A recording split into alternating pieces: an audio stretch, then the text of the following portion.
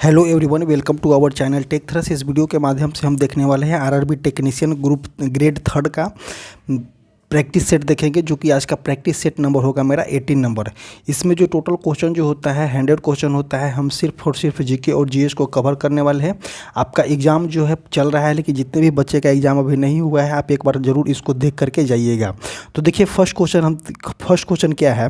तो देखिए first question ही आपका न्यूमेरिकल है।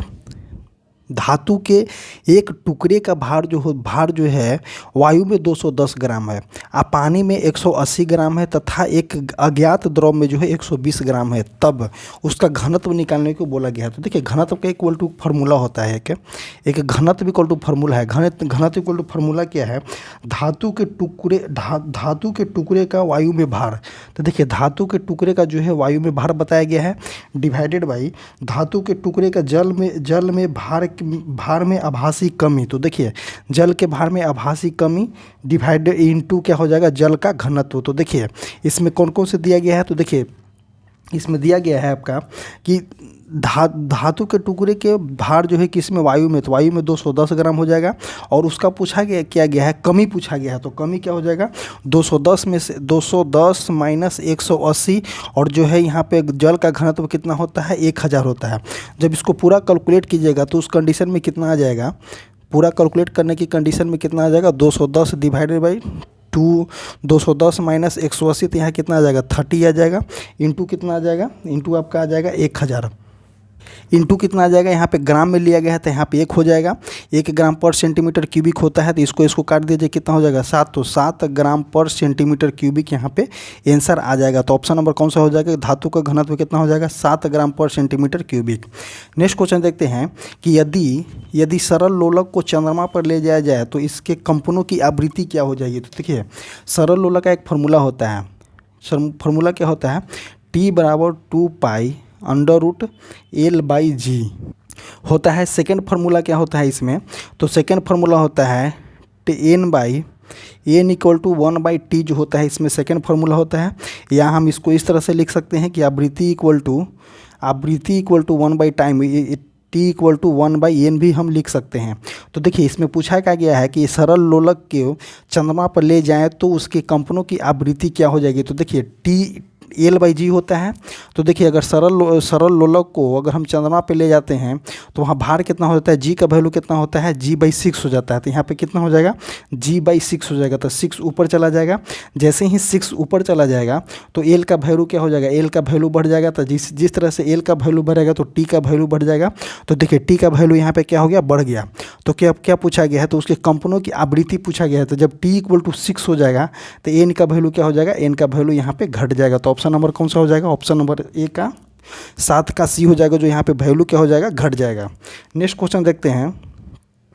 नेक्स्ट क्वेश्चन कि नीले, लाल, काले या सफ़ेद रंग के समान ताप वाले चार तारों को ठंडा होने दिया जाता है जिसकी शीतलता दर सबसे अधिक होती है। देखिए इसमें पूछा गया है कि किसकी शीतलता दर जो होती है सबसे अधिक होती है। तो देखिए काले रंग का जो होता है ऑब्सेशन क्षमता सबसे ज़्यादा होता है, तो इसकी शीतलता दर अधिक नहीं होती है। तो उसमें सफ़ेद रंग का जो है शीतलता दर सबसे अधिक होती है। शीतलता दर के लिए एक बताते हैं आपको कि शीतलता दर सफ़ेद रंग की वस्तु के सभी प्रकाश के रंगों को उत्सर्जित कर देता है, इसलिए इसकी शीतलता दर जो होती है अधिक होती है। काले वस्तु का शीतलता दर सबसे न्यूनतम होती है। तो सफ़ेद वस्तु की शीतलता दर सबसे अधिक होती है और काले वस्तु की शीतलता दर सबसे न्यूनतम होती है। नेक्स्ट क्या देखने को मिलता है कि ब्लैक वस्तु किसी भी प्रकार के रंग या प्रकाश या रंग का परावर्तन नहीं करता है, इसलिए इसे काला दिखाई देता है। ब्लैक वस्तु को निश्चित तापमान पर गर्म किया जाता है तो यह सभी प्रकार के संभावित विकिरणों का उत्सर्जित करता है। नेक्स्ट क्वेश्चन देखते हैं, इसमें हम इसका आंसर कौन सा हो जाएगा, सफ़ेद हो जाएगा। नेक्स्ट क्वेश्चन देखते हैं कि किसी पिंड का वेग जो है किसी पिंड का वेग समरूप कहा जाता है, तब क्या हो जाएगा। तो देखिए किसी भी पिंड का वेग जो होता है समरूप बोला गया है, तब एस बराबर क्या हो जाता है, V/T हो जाएगा। एस डिस्टेंस हो जाएगा, डिस्टेंस इक्वल टू क्या हो जाएगा, डिस्प्लेसमेंट हो जाएगा। डिस्प्लेसमेंट इक्वल टू हो जाता है वेलोसिटी इंटू टाइम हो जाता है यहाँ पे डिस्प्लेसमेंट इक्वल टू। तो देखिए किसी पिंड का वेग जो है समरूप कहा जाता है, तब क्या हो जाएगा। तो देखिए वेग एक सिर्फ नियत मान हो जाएगा, नहीं हो जाएगा। वेग को सिर्फ दिशा नियत हो जाएगा, ये भी गलत हो जाएगा। वेग का मान और दिशा दोनों अपरिवर्तित रहेगा, तो ऑप्शन नंबर सी जो हो जाएगा यहाँ पे सही हो जाएगा। नेक्स्ट क्वेश्चन देखते हैं कि बर्नौली के प्रमेय निम्न में से किस पर लागू होता है। तो देखिए बर्नौली का प्रमेय जो होता है ऊष्मा के प्रभाव पे नहीं, प्रकाश विद्युत क्षेत्र पे नहीं, विद्युत धारा के प्रभाव पे भी नहीं। तो बर्नौली का प्रमेय जो होता है द्रवों के प्रभाव पे लागू किया जाता है। अब बर्नौली का प्रमेय होता क्या है उसको देखते हैं हम।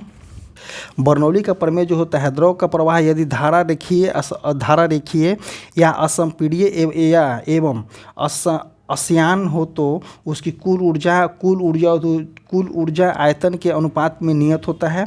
बर्नौली का प्रमेय बहते हुए द्रवों के लिए यांत्रिक ऊर्जा संरक्षण को प्रदर्शित करता है। किसी द्रव की समान क्षैतिज स्तर पर दाब जो होता है समान होता है। नेक्स्ट क्वेश्चन देखते हैं, इसका आंसर कौन सा हो जाएगा, 10 का ए हो जाएगा। नेक्स्ट क्वेश्चन देखते हैं कि किसी धात्विक तार की प्रतिरोधकता रो है, तो धात्विक तार की लंबाई 2 गुना कर देने पर इसकी नई प्रतिरोधकता क्या हो जाएगी। तो देखिए एक प्रतिरोध इक्वल टू फार्मूला होता है R equal to rho into L by A, but यहाँ पे पूछा क्या गया है, प्रतिरोधकता के बारे में पूछा गया है।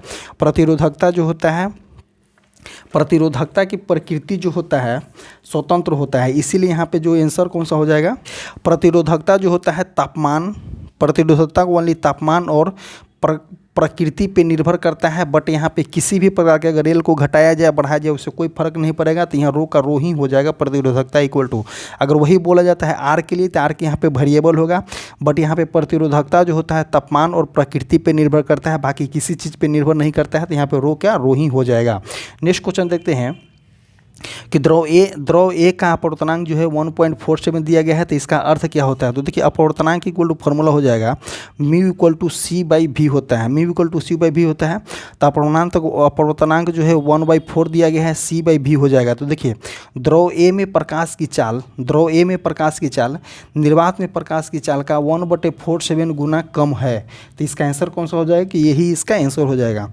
नेक्स्ट क्वेश्चन देखते हैं कि यदि आपतित किरण को परावर्तित किरण मुख्य फोकस से होकर गुजरती है। देखिए आपतित किरण जो होता पूछा गया है, आपतित किरण और परावर्तित किरण मुख्य फोकस से होकर गुजरती है, तो अवतल दर्पण के लिए मुख्य अक्ष के समानांतर हो जाएगा। उत्तल दर्पण के सी से होकर गुजर रही है, उत्तल दर्पण के मुख्य अक्ष के समानांतर है। समतल दर्पण के ध्रुव पर आपतित होता है, बट इसका आंसर कौन सा हो जाएगा, जो आपतित किरण है परावर्तित किरण मुख्य फोकस से होकर गुजरती है, तो अवतल दर्पण के मुख्य अक्ष के क्या हो जाएगा, समानांतर हो जाएगा। ऑप्शन नंबर ए जो हो जाएगा यहाँ पे सही हो जाएगा। नेक्स्ट क्वेश्चन देखते हैं, क्वेश्चन नंबर 19 क्या बोल रहा है कि भारत में पहली समकालीन जनगणना कब की गई थी। तो देखिए पहले पूछा गया कि भारत में सबसे पहले समकालीन जनगणना जो है 1881 में किया गया है, बट 1872 में जो है सबसे पहले जनगणना किया गया था लॉर्ड मेयो के द्वारा किया गया था, बट ये समकालीन जनगणना नहीं थी, बट रेगुलर जनगणना नहीं थी, तो 1881 इसका आंसर हो जाएगा। नेक्स्ट क्वेश्चन देखते हैं कि एजार कप इनमें से किस खेल से संबंधित है। तो देखिए एजार कप जो होता है पोलो से संबंधित है, तो ऑप्शन नंबर ए जो हो जाएगा सही हो जाएगा। नेक्स्ट क्वेश्चन देखते हैं, क्वेश्चन नंबर 26 क्या बोलना चाह रहा है कि जब चुंबकीय क्षेत्र के भाग में चुंबकीय बल रेखाएं अधिक संघन होती है। तो देखिए चुंबकीय क्षेत्र रेखाएं जो होता है जब चुंबकीय क्षेत्र के भाग में चुंबकीय बल रेखाएं अधिक संघन होती है, तो निम्नलिखित में से किसकी उपस्थिति इंगित किया जाता है। तो देखिए अगर सबसे ज़्यादा संघन हो जाएगा जिस पॉइंट पे, वहाँ पे जो हो जाएगा परबल मतलब कि स्ट्रॉन्ग चुंबकीय क्षेत्र वहाँ पे हो जाएगा। तो देखिए केवल दक्षिणी ध्रुव पे कोई डिफाइन नहीं किया गया है, केवल उत्तरी ध्रुव पे तो डिफाइन नहीं किया गया है, दुर्बल क्षेत्र नहीं हो जाएगा, तो वहाँ पे कौन सा हो जाएगा, प्रबल क्षेत्र हो जाएगा। ऑप्शन नंबर डी जो हो जाएगा सही हो जाएगा। नेक्स्ट क्वेश्चन देखते हैं, कार्य करने की दर को क्या कहा जाता है। कार्य करने की दर को शक्ति कहा जाता है। और शक्ति की इकाई क्या होती है। तो देखिए शक्ति की इकाई क्या होती है, वाट होती है। P बराबर क्या होता है, W/T। किस में नापा जाता है, आपका वाट में नापा जाता है। नेक्स्ट क्वेश्चन देखते हैं, क्वेश्चन नंबर 49 क्या बोलना चाह रहा है कि इन तरंगों में माध्यम के कण तरंग के संचरण की दिशा के लंबवत होता है। अनुप्रस्थ तरंगे के बारे में पूछा गया है कि इन तरंगों के माध्यम के कण जो होता है तरंगों की दिशा के लंबवत दिशा के क्वेश्चन नंबर 28 कि इन तरंग के माध्यम के कण जो है तरंगों के संचरण की दिशा के लंबवत होता है। तो अनुप्रस्थ तरंगे के लिए जो होता है तरंगों की दिशा के लंबवत होता है। इन तरंगों में माध्यम के कण तरंगों के संचरण की दिशा के समानांतर होता है, बिल्कुल गलत हो जाएगा। ये वे तरंग है जिसके संचरण के लिए माध्यम की आवश्यकता नहीं होती है। तो देखिए अनुप्रस्थ तरंगे के लिए माध्यम की आवश्यकता एक्चुअली में नहीं होती है। ये वे तरंग है जिसके संचरण के लिए माध्यम की आवश्यकता नहीं होती है। तो अनुप्रस्थ तरंग के माध्यम के लिए आवश्यकता नहीं है तो होती है, तो यहाँ पे ये भी सही हो सकता है। बट यहाँ पे अगर एग्जैक्ट फॉर्म में दिया जाता है कि अनुप्रस्थ तरंगे क्या होती है, तो अनुप्रस्थ तरंगे जो होती है इन तरंगों के माध्यम के कण जो होता है तरंगों के दिशा के लंबवत दिशा के कंपन होता है। तो ऑप्शन नंबर ए जो हो जाएगा एग्जैक्ट सही होगा यहाँ पे। नेक्स्ट क्वेश्चन देखते हैं कि एक यौगिक है CX और HY। CH और HY एक यौगिक है जिसमें 75% जो है आपका कार्बन है। यौगिक सूत्र का भार क्या हो जाएगा? तो देखिए यौगिक सूत्र का भार पूछा गया था, एक किसका है? तो CH4 में जो होता है 75% कार्बन होता है और CH4 का यौगिक सूत्र कौन सा हो जाता है? तो 16 हो जाता है। कैसे? तो C का हो जाएगा कितना? 12 हो जाएगा और हाइड्रोजन का कितना हो जाएगा? 4 हो जाएगा। तो यहाँ पर ऑप्शन नंबर डी जो हो जाएगा सही हो जाएगा। नेक्स्ट क्वेश्चन देखते हैं कि इलेक्ट्रॉनिक विन्यास वाले धातु इलेक्ट्रॉनिक विन्यास वाला तत्व कौन कौन से है? तो देखिए 6 2 8 8 2 10 और 2 12। इसमें टोटल इलेक्ट्रॉन्स कितना है? तो 12 इलेक्ट्रॉन है। 12 इलेक्ट्रॉन को 2 8 2 में बांटेंगे तो कौन सा हो जाएगा? 2 8 2 में बांटेंगे तो कौन सा हो जाएगा? धातु हो जाएगा। तो ऑप्शन नंबर 30 का ए हो जाएगा। नेक्स्ट क्वेश्चन देखते हैं अक्रिय गैस होता तो इसके 72 कक्षा में 8 इलेक्ट्रॉन होता, लेकिन कौन कितना इलेक्ट्रॉन है? 2 इलेक्ट्रॉन है। तो 1 2 और 3 जब रहेगा तो कौन सा हो जाएगा? धातु को इंडिकेट करेगा। तो ऑप्शन नंबर ए जो हो जाएगा सही हो जाएगा। नेक्स्ट क्वेश्चन देखते हैं इनमें से किस में एल्युमिनियम नहीं होता है? तो देखिए एल्युमिनियम पूछा गया तो जर्मन सिल्वर का जो होता है Cu, जर्मन सिल्वर का क्या क्या होता है? Cu होता है, Zn होता है प्लस निकेल होता है। तो जर्मन सिल्वर में जो होता है एल्युमिनियम नहीं होता है। तो 31 का C जो हो जाएगा सही हो जाएगा। ड्यूरेलियम जो है ड्यूरेलियम में एल्युमिनियम होता है, मैग्नीशियम भी होता है, एल्यूमिनियम में भी जो है एल्युमिनियम होता है, सिर्फ एल्युमिनियम नहीं होता है। तो किसमें? तो जर्मन सिल्वर Cu, Zn और निकेल के मिश्रण से बना होता है धातु है। ऑप्शन नंबर सी जो हो जाएगा सही हो जाएगा। नेक्स्ट क्वेश्चन देखते हैं कि मिथाइल ऑरेंज पीले रंग का देता है। तो देखिए मिथाइल ऑरेंज जो है अगर आप इसको क्षारीय विलयन में डालेंगे तो आपका पीले कलर का देगा। तो ऑप्शन नंबर 32 का बी हो जाएगा। नेक्स्ट क्वेश्चन देखते हैं कि किसी परमाणु के एम कोश में अधिकतम उपकोष हो सकते हैं। तो देखिए एक होता है के, एल और एम। तो के एल एम में अधिकतम उपकोष बोला गया है किसमें? KLMN होता है। तो देखिए KLMN दिया गया है, KLMN दिया गया था। अगर पूछा गया है कि उपकोषों के बारे में पूछा गया है कि कितने उपकोष हो जाएंगे, तो इसका देखते हैं कि किस तरह से बनाने की कोशिश किया गया है उपकोषों को। तो देखिए सबसे पहले आपको बता दें कि अगर मान लेते हैं कि n कक्षा है तो n के लिए कौन सा हो जाएगा? नंबर ऑफ कक्षा नंबर 1 के लिए 1 हो, k के लिए 1 हो जाएगा, इसके लिए 2 हो जाएगा, इसके लिए 3 हो जाएगा, इसके लिए 4 हो जाएगा। इसको 2n² पर हम बैठाएंगे तो देखिए k कक्षा में जो होता है 2 इलेक्ट्रॉन हो जाएगा, l में 8 इलेक्ट्रॉन हो जाएगा और m में जो होता है 18 इलेक्ट्रॉन होता है। तो देखिए कौन कौन से? 2 8 18 यहाँ पे कितना होता है? 32 होता है। और पूछा गया है क्या कि उपकक्षा कौन कौन से हो जाएंगे? तो एस हो जाएगा। तो एस में इलेक्ट्रॉनों की संख्या कितनी होती है? एस होती है। एस में इलेक्ट्रॉनों की संख्या के में कितना होता है? एस के में कितना होता है? 2 होता है। पी में कितना होता है? 6 होता है। और आपका डी में जो होता है 10 होता है।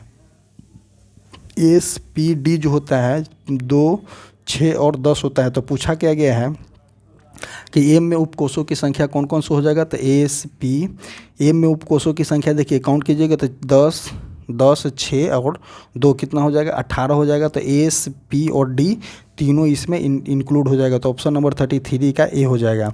नेक्स्ट क्वेश्चन देखते हैं। नेक्स्ट क्वेश्चन हो जाएगा यहाँ पे आपका 40 नंबर क्वेश्चन कि दिल्ली सल्तनत का सबसे बड़ा सबसे विस्तार किसके शासनकाल में देखा गया था? तो दिल्ली सल्तनत का सबसे ज़्यादा विस्तार देखा गया था मोहम्मद बिन तुगलक के कार्यकाल में देखा गया था। नेक्स्ट क्वेश्चन देखते हैं क्वेश्चन नंबर 46 क्वेश्चन क्या पूछना चाह रहा है कि 46 पूछा गया है क्या कि कौन सा धातु जो है जल के साथ समान ताप पर भी अभिक्रिया कर लेता है। तो कौन सा धातु जो है जल के साथ जो है समान ताप पर भी अभिक्रिया कर लेते हैं, तो इसका आंसर हो जाएगा आपका सोडियम।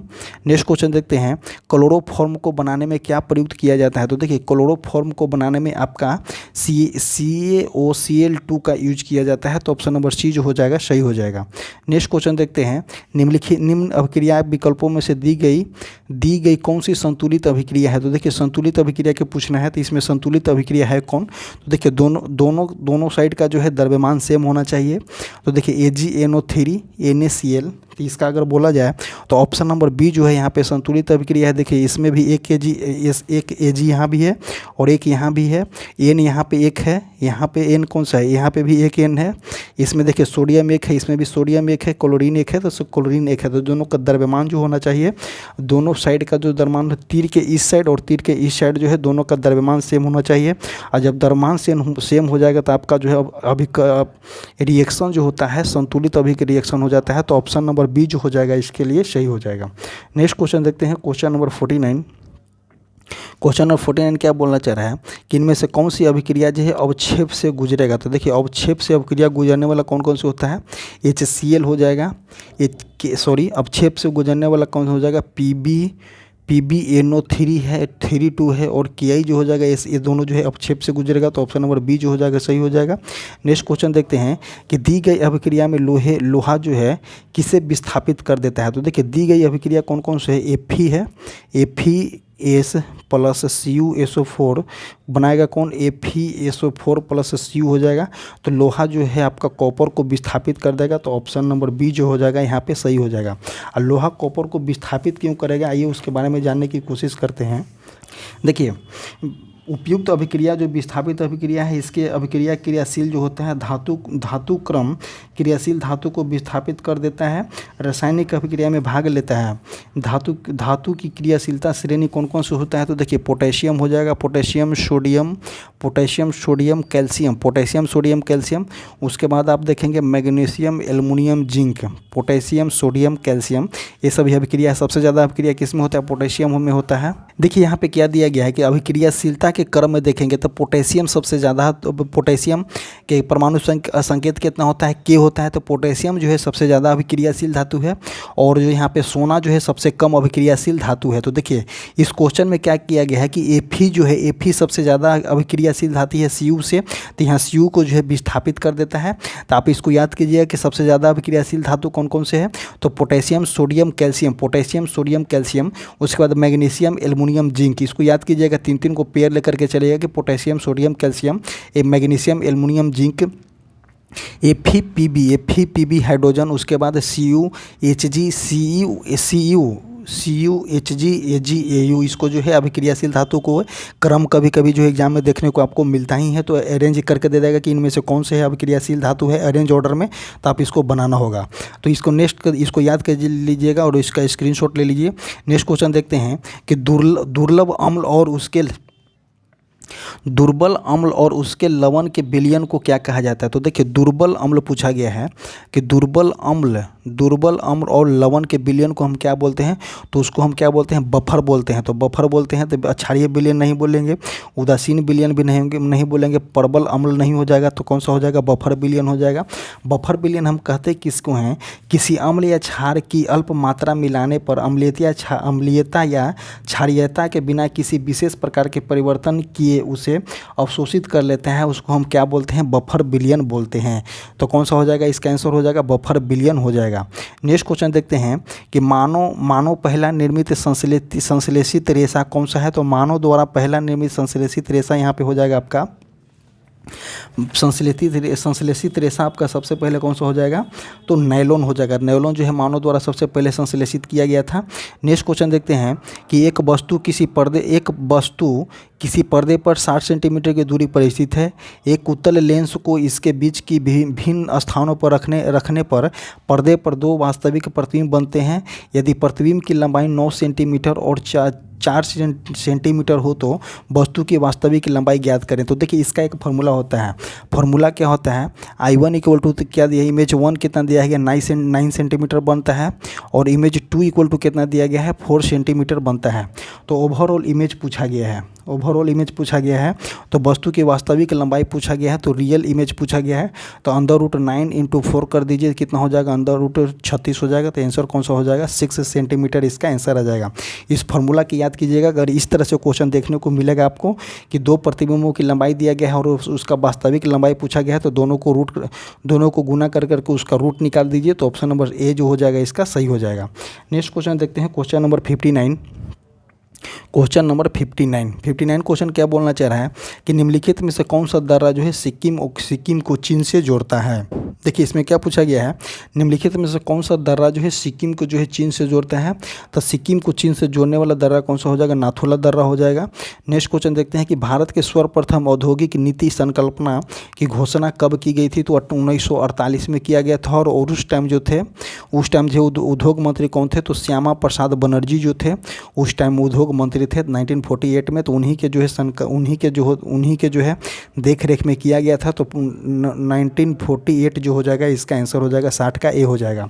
नेक्स्ट क्वेश्चन देखते हैं। नेक्स्ट क्वेश्चन देखेंगे, क्वेश्चन नंबर 66 है कि यकृत जो है भोजन को किस रूप में संचित करता है, यह वह है। तो देखिए यकृत जो है भोजन को किस रूप में संचित करता है। तो एटीपी नहीं हो जाएगा, ग्लूकोज नहीं हो जाएगा, एल्बुमिन नहीं हो जाएगा, तो ग्लाइकोजन इसका आंसर हो जाएगा। नेक्स्ट क्वेश्चन देखते हैं कि हार्मोन उपयोगी होता है। तो देखिए हार्मोन उपयोगी क्यों होता है, तो हार्मोन जो है उपापचय की काम प्रक्रिया करता है। तो देखिए पाचन के लिए पूर्ण हटा दीजिए, बीमारियों से बचाव के लिए कार्य बचाव होते हुए हटा दीजिए, ऊर्जा के उत्पन्न के लिए हटा दीजिए। तो हार्मोन जो उपयोगी होता है उपापचय प्रक्रिया हेतु जो है उपयोगी होता है। तो ऑप्शन नंबर ए जो हो जाएगा सही हो जाएगा। नेक्स्ट क्वेश्चन देखते हैं कि व्यावसायिक कॉर्क निम्नलिखित में से मात्र एक मृत उत्तक है जो स्थूल दीवारों पर जो है निक्षेपित होता है। उसको हम क्या बोलते हैं, तो उसको हम सुबेरिन बोला जाता है। उसको क्या बोला जाता है, सुबेरिन बोला जाता है। तो 68 का ए हो जाएगा। नेक्स्ट क्वेश्चन देखते हैं कि दूध निष्कासन हार्मोन को पहचानिए। तो देखिए दूध निष्कासन हार्मोन कौन से है, तो प्रोलैक्टिन जो है दूध निष्कासन हार्मोन है। वे ऑक्सीटोसिन इसका आंसर हो जाएगा, प्रोलैक्टिन वे ऑक्सीटोसिन। तो देखिए कौन कौन सा हो जाएगा, बेसोप्रिन हटा दीजिए, पुटकोदिप हार्मोन इसको भी हटा दीजिए, ल्यूटिनाइजिंग हार्मोन नहीं हो जाएगा। तो प्रोलैक्टिन और ऑक्सीटोसिन जो होता है दूध हार्मोन है। तो ऑप्शन नंबर डी जो हो जाएगा इसका सही हो जाएगा। नेक्स्ट क्वेश्चन देखते हैं, टमाटर का जो होता है लाल रंग किसके कारण होता है। तो टमाटर का लाल रंग जो होता है लाइकोपिन के कारण होता है। तो ऑप्शन नंबर सी जो हो जाएगा सही हो जाएगा। नेक्स्ट क्वेश्चन देखते हैं, निम्न में से कौन सा रोग जो है थायराइड ग्रंथि से संबंधित नहीं है। तो देखिए थायराइड ग्रंथि से संबंधित पूछा गया कौन सा रोग नहीं है। तो देखिए पल्यूमर रोग जो होता है थायराइड ग्रंथि से संबंधित है। तो ऑप्शन नंबर ए सही है। हाशीमोटो रोग जो होता है आपका थायराइड से ही संबंधित है। और अबटुवा मंता जो है ये भी जो है थायराइड से संबंधित है, थायराइड ग्रंथि से संबंधित है। बट एडिसन रोग जो है थायराइड ग्रंथि से संबंधित नहीं है। तो ऑप्शन नंबर 71 का सी हो जाएगा। नेक्स्ट क्वेश्चन देखते हैं। नेक्स्ट क्वेश्चन हो जाएगा कि समुद्री शैवाल का अभिलाक्षणिक रंग लवकों में मौजूद वर्णकों पर निर्भर करता है। इनमें से कौन सा वर्णक जो है शैवाल के हरे रंग का कारण बनता है। तो देखिए शैवाल के हरे रंग का कारण कौन सा बन जाएगा, तो क्लोरोफिल जो होता है शैवाल में क्लोरोफिल उपस्थित होता है। क्लोरोफिल जो है प्रकाश संश्लेषण में काम करता है किसमें, शैवाल में। तो क्लोरोफिल की उपस्थिति के कारण जो हरे रंग का हो जाता है। तो ऑप्शन नंबर सी जो हो जाएगा सही हो जाएगा। नेक्स्ट क्वेश्चन देखते हैं कि जीव जंतु प्रायः सुरक्षा के लिए अपने रंग रूप को अपने परिवेश के अनुसार जो है बदलते रहते हैं। इनमें से कौन सा सही हो जाएगा। तो देखिए गिरगिट जो हो जाएगा, गिरगिट जो है रंग बदलता है। तो देखिए आप कहावत में भी सुने हैं, तो गिरगिट की तरह रंग बदलता है। तो ऑप्शन कौन सा हो जाएगा, ऑप्शन नंबर सी जो हो जाएगा यहाँ पे सही हो जाएगा। नेक्स्ट क्वेश्चन देखते हैं, क्वेश्चन नंबर 79 कितना क्या बोलना चाह रहा है। देखिए 79 पूछना चाह रहा है कि सितंबर 2024 में छठे क्वाड शिखर सम्मेलन का आयोजन कहाँ में किया गया है। तो क्वाड का QUARD जो हो जाएगा, क्वाड का शिखर सम्मेलन कहाँ में किया गया है, संयुक्त राज्य अमेरिका में किया गया है। क्वाड में कौन कौन से देश हैं, तो देखिए इंडिया हो जाएगा, इंडिया के बाद USA हो जाएगा, US के बाद जापान हो जाएगा, जापान के बाद आपका ऑस्ट्रेलिया हो जाएगा। ये सभी जो है मिल करके एक मालाबार अभ्यास मिल करके करते हैं। तो ऑप्शन नंबर इसका कौन सा हो जाएगा कि क्वाड 2024 के 6ठे सम्मेलन कहाँ में किया गया है, तो आपका ऑस्ट्रेलिया में किया, संयुक्त राज्य अमेरिका में किया गया है। नेक्स्ट क्वेश्चन देखेंगे कि 70वें दादा साहेब फाल्के अवार्ड किसे सम्मानित किया गया है, तो 70वें दादा साहब फाल्के अवार्ड जो है मिथुन चक्रवर्ती को दिया गया है। ऑप्शन नंबर डी यहाँ पे सही हो जाएगा। नेक्स्ट क्वेश्चन देखते हैं, क्वेश्चन नंबर 86। क्वेश्चन नंबर 86 है कि पक्सिनिया ग्रैमिनिस कवक है जो होता है किस में होता है, तो पैक्सिनिया ग्रैमिनी कवक होता है। तो गन्ने में लाल रस संयन नहीं हो जाएगा, आलू में लेट ब्लाइट, मनुष्य में दाद। तो पक्सिनिया ग्रैमिनिसी जो होता है गेहूं में बलस्ट रोग का काम करता है। तो ऑप्शन नंबर डी जो हो जाएगा यहाँ पे सही हो जाएगा। नेक्स्ट क्वेश्चन देखते हैं, निम्नलिखित में से किस पादप समूह में फल के अंदर बीज मौजूद होते हैं, तो फल के अंदर बीज बोला गया है मौजूद होते हैं। तो आवृत बीजी इसका आंसर हो जाएगा। नेक्स्ट क्वेश्चन देखते हैं, पादप उद्दकों के संबंध में निम्नलिखित में से कौन सा गलत कथन है, तो देखिए जाइलम या फ्लोएम जो है जटिल ऊतक है, बिल्कुल सही हो जाएगा। फ्लोएम पौधे को पत्तियों से भोजन के लिए अन्य भागों तक पहुंचाता है। तो देखिए फ्लोएम का काम क्या होता है, फ्लोएम का काम क्या होता है कि भोजन को जो है, फूड को जो है पत्तियों से लेकर के क्योंकि भोजन बनता कहाँ में है, पत्तियों के पास बनता है। तो पत्तियों से भोजन जो है हर एक ब्रांच को दिया जाता है, पहुंचाने का काम करता है। तो कौन करता है, तो फ्लोएम करता है। तो ऑप्शन नंबर बी भी सही है। जाइलम में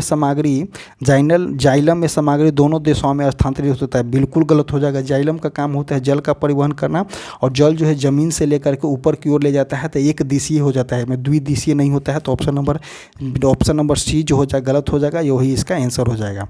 नेक्स्ट क्वेश्चन देखते हैं, निम्नलिखित में से क्या केवल पादप कोशिकाओं में पाया जाता है, तो देखिए पादप कोशिकाओं में जो है इसमें कौन कौन से पाए जाते हैं, देखिए गोल्जी का आपका सभी में पाया जाता है, माइटोकॉन्ड्रिया भी सभी में पाया जाता है, केंद्रक भी सभी में पाया जाता है। तो प्लास्टिड जो होता है लवक सिर्फ जो है पादप कोशिकाओं में पाए जाते हैं। ऑप्शन नंबर सी जो हो जाएगा सही हो जाएगा। नेक्स्ट क्वेश्चन देखते हैं, निम्नलिखित में से किस वैज्ञानिक ने हेलिकोबैक्टर पाइलोरी नामक बैक्टीरियम के पेप्सिड अल्सर के लिए उत्तरदायी की खोज किया था। फिजियोलॉजी में मेडिसिन क्षेत्र में नोबेल पुरस्कार से सम्मानित किया गया है। तो इसका आंसर हो जाएगा आपका कि रॉबिन वारेन और बैरी मार्शल को दिया गया है। ऑप्शन नंबर सी जो हो जाएगा सही हो जाएगा। नेक्स्ट क्वेश्चन पूछा गया है, निम्न में से कौन सा रासायनिक समीकरण गलत है, तो देखिए रासायनिक समीकरण निम्न में से कौन सा गलत है, तो Fe जो है H2O से अभिक्रिया करके Fe3O4 और H2O बनवा देगा, तो बिल्कुल सही हो जाएगा। CO जो है कार्बन मोनोऑक्साइड है, H2 से अभिक्रिया करके CH3OH बनाएगा, ये भी सही हो जाएगा। Mg जो है O2 से अभिक्रिया करके MgO बनाएगा, ये भी सही हो जाएगा। तो CO जो होता है कार्बन मोनोऑक्साइड जो है H2 से अभिक्रिया करके H2O नहीं बनाएगा, तो ये भी गलत हो जाएगा। तो ऑप्शन नंबर डी जो हो जाएगा सही हो जाएगा इसमें। नेक्स्ट क्वेश्चन पूछा गया है क्या कि दो प्रतिरोधों को समानांतर क्रम में आयोजित किए जाने पर उसके कुल प्रभावी प्रतिरोध जो है आपका 120 दिया गया। तो एक प्रतिरोध कौन सा हो जाएगा, समानांतर क्रम में पूछा गया है, नहीं श्रेणी क्रम में दिया गया। तो 1/R1 + R2 बराबर दिया गया है कितना, 120 दिया गया है। नेक्स्ट देखते हैं कि उन्हीं दो प्रतिरोधों को समांतर क्रम में संयोजित किए जाने पर प्रभावी प्रतिरोध जो है 30 दिया गया है। मतलब कि 1/R1 + 1/R2 = कितना दिया गया है, 30 दिया गया है। और पूछा गया है कि दोनों प्रतिरोधों को प्रतिरोध ज्ञात करें। देखिए पूछा क्या गया है कि दोनों प्रतिरोधों का समतुल्य प्रतिरोध ज्ञात करना है, दोनों प्रतिरोधों का अलग अलग प्रतिरोध ज्ञात करना है। तो देखिए यहाँ पे हमको लाना क्या है, 30 लाना है, यहाँ पे हमको क्या लाना है, तो 120 लाना है। तो उस तरह से ऑप्शन के अनुसार डाटा फिट कर सकते हैं। तो देखिए 70 और 50 है, 70 और 50 120 तो होगा, बट 1/17 + 1/20 जो है 1/50 जो है 30 नहीं आएगा, तो गलत हो जाएगा। ऑप्शन नंबर 1 90 30 ये भी नहीं होगा। 80 और 40 देखिए 80 और 40 कीजिए जाएगा तो ए वाला तो आ जाएगा, बट ए वाला नहीं आ जाएगा। अब इसको 60 और 60 को लेकर के रखेंगे तो 60 1/60 + 1/60 जो है आपका 30 आ जाएगा और 120 आ जाएगा। तो ऑप्शन नंबर जो हो जाएगा आपका डी जो हो जाएगा यहाँ पे सही हो जाएगा। ये जो क्वेश्चन जो है मैच कर जा रहा है, तो ऑप्शन नंबर डी जो हो जाएगा इसमें सही हो जाएगा। इसको चलना होगा आपको ऑप्शन से। नेक्स्ट क्वेश्चन देखते हैं, समजातीय श्रेणी के लिए निम्न में से कौन सा गुण जो है सही है। तो देखिए CH3OH CH4 ये जो है समजातीय नहीं है। C3H7OH CH3OH ये भी जो है समझातीय नहीं है। देखिए CH3OH और C2H5OH जो है ये दोनों समझातीय है। समझातीय इसीलिए कि देखिए CH3OH कौन सा है, मेथेनॉल है, और ये जो है C2H5 कौन सा है, एथेनॉल है। तो ये दोनों जो है समझातीय श्रेणी से है, तो ऑप्शन नंबर सी जो हो जाएगा 93 का सही हो जाएगा। नेक्स्ट क्वेश्चन देखते हैं, क्वेश्चन नंबर 99 क्या बोलना चाह रहा है कि विश्व स्वास्थ्य संगठन ने वर्ष 2024 के नेल्सन मंडेला पुरस्कार से किसे सम्मानित किया गया है। तो विश्व स्वास्थ्य संगठन WHO के द्वारा जो है 2024 में 24 के नेशनल मंडेला पुरस्कार से किसे सम्मानित किया गया है। तो निम इसको जो है ऑप्शन नंबर बी को जो है सम्मानित किया गया है। ऑप्शन नंबर बी कौन सा है, निम हेंस जो है इसको दिया गया है ऑप्शन नंबर बी को। नेक्स्ट क्वेश्चन देखते हैं, भारत का पहला संविधान संग्रहालय का उद्घाटन कहाँ में किया गया है। तो भारत का पहला संविधान संग्रहालय का उद्घाटन जो है आपका हरियाणा में किया गया है। इसी तरह से जो है आपका 100 क्वेश्चन समाप्त होता है।